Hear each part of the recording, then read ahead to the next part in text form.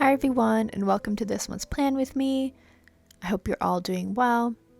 So we're starting off this month's bullet journal video like I always do with the one-page calendar.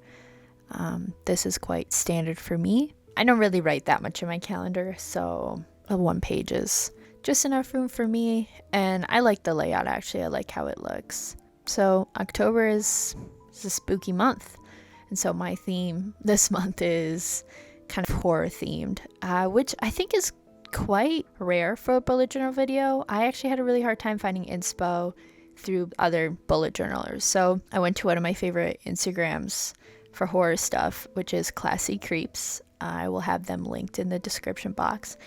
And this actually picture is based off of a photo that she posted last year of this hand and a telephone, and I decided to kind of modernize it a little bit because her styles is very like 1950s, 1960s. Go to her Instagram and you'll see what I mean. So I decided to kind of bring it to that, Y2K era.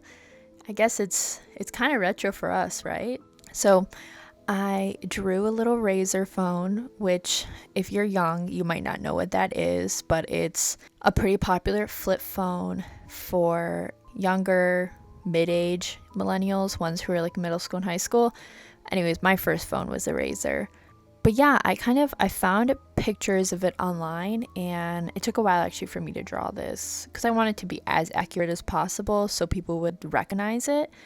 Try to add a little creepy aspect. So I have a little message here, and I have the little time at the bottom of the screen, like 1 a.m. and low battery and no signal, which, come on, that's like the key to like any horror movie nowadays, right? No signal. I personally could not draw a whole hand, so I decided to do fingers, which I felt like tied in well because, texting, you just use your fingers, the whole hand isn't necessary.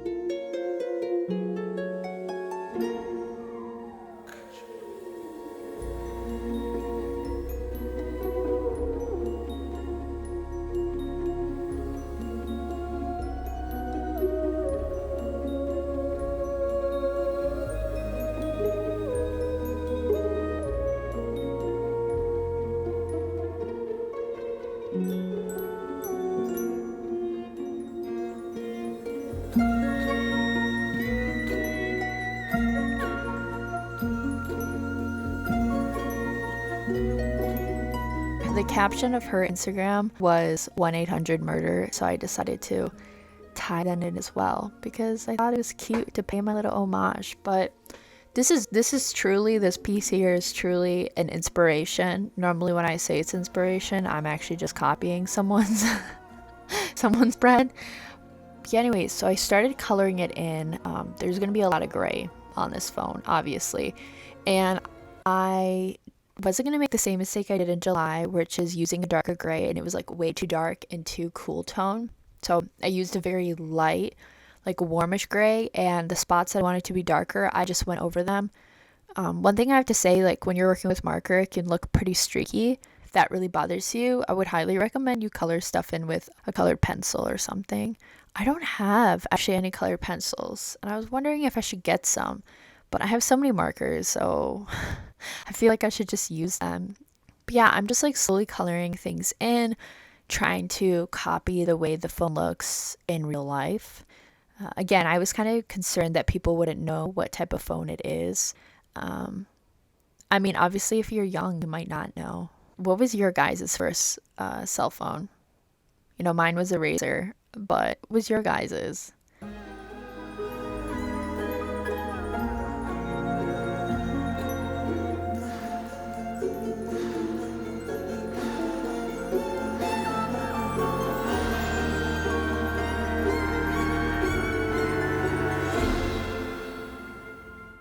But yeah, I'm just filming everything in. Okay, let's talk about this background because, oh, okay. Don't be like me and make sure the background of your phone is not too loud, okay? You want to make like the blood pop more, and this pink is just not going to go with anything. And you'll see, I'm going to try and fix it, and what it ends up becoming is not amazing, but I don't know. I just wasn't a fan of this like bright pink. Again, do it at your own risk. If you like it, then do it. If you don't like it, then don't. I also ended up like remarking and re-outlining some of the things because they felt like really too light after I colored everything in. So maybe color everything in first and then outline it. That's not a bad idea. Maybe I should start doing that because I find I just outline things automatically. Maybe I should just color them in first. I think also this would have looked maybe even better if I had gone with like a more traditional like Halloween color scheme. If I had maybe instead of the pinks, I had done like dark purples and like a slimy, greeny, like yellow. That also is an idea.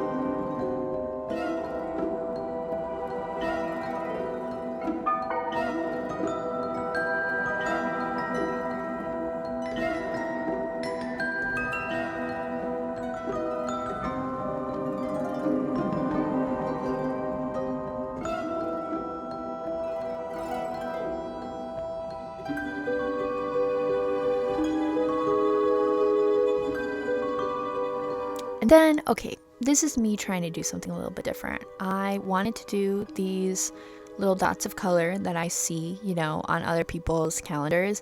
And one thing that I learned was you should pick a light color and use one of the black pens because the white, when you use a white gel pen, it doesn't work. Okay, here I am outlining the headline, I did try to do it like kind of like blood dripping. I don't know if you guys see that effect. You guys let me know. Does that effect translate well to you, or does it look like slime, or does it look confusing? I don't know. I thought it was something a little different from my normal 3 fonts.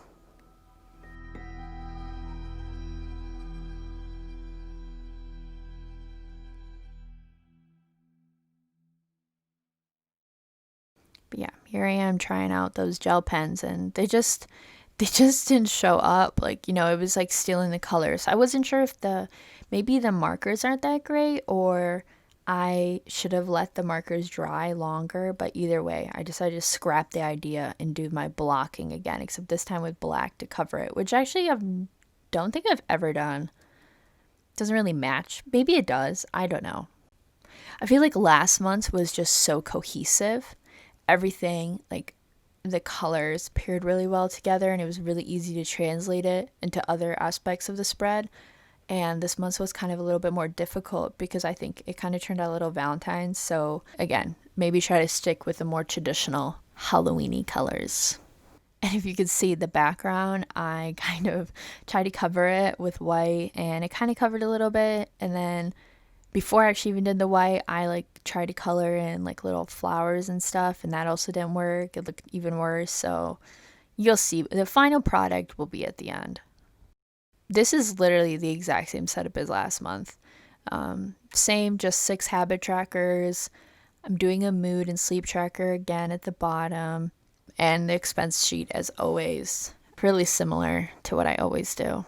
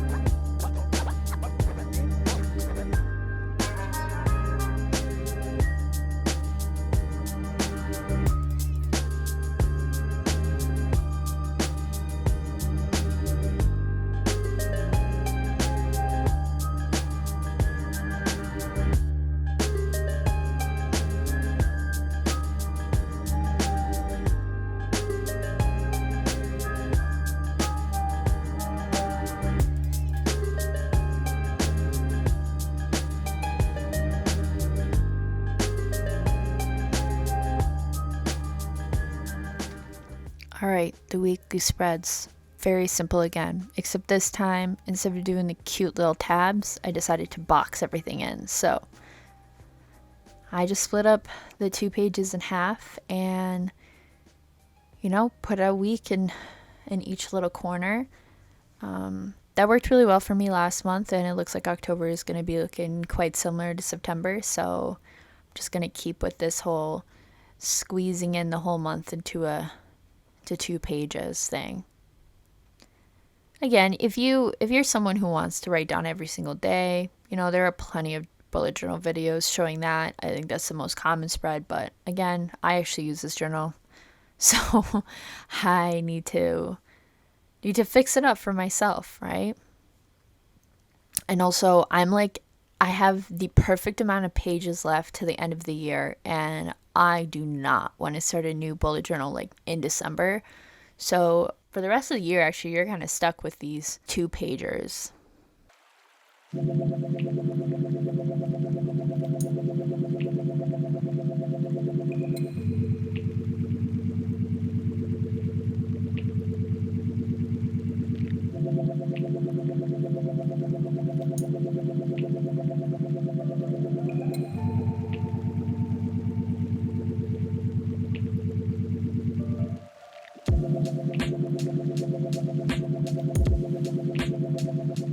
I decided to try and tie in the calendar with these pages so there's some cohesion.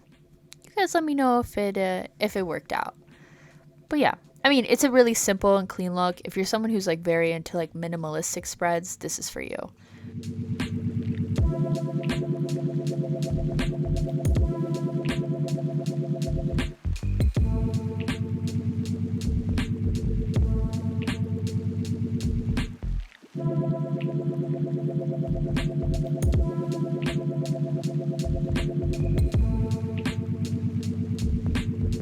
All right, here is the final flip through.